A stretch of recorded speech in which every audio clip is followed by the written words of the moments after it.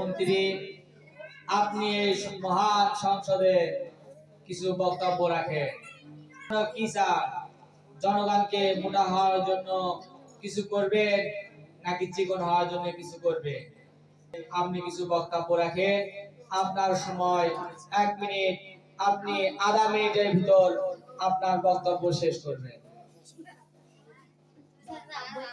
জি মাননীয় স্পিকার, আপনাকে ধন্যবাদ। কারণ আমার মতো সবাই মোটা তাজা হোক, একটা শর্ত থাকলো, সবাইকে হালাল খেতে হবে।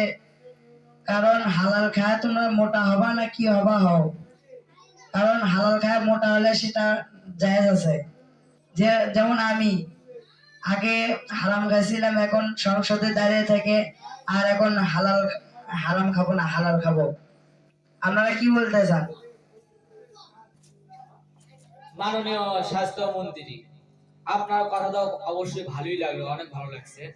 কিন্তু আপনার এই যে শরীর এত মোটা, আপনি জনগণের জন্য কি করবেন?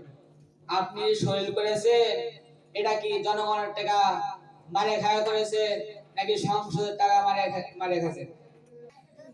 মাননীয় স্পিকার, স্বাস্থ্যমন্ত্রী উনি হালাল খায় না হারাম খায়?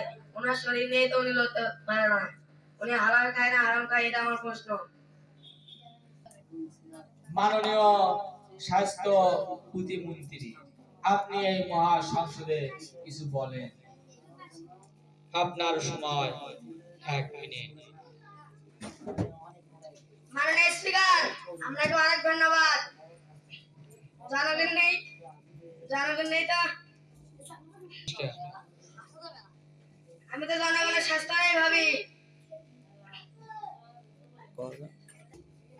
আমার স্বাস্থ্যটা ভুলে যাচ্ছে, আমি তো কিছু বুঝতে পারছি না। স্বাস্থ্যটা ভুলে যাচ্ছে, আমি তো কিছু বুঝতে পারছি না।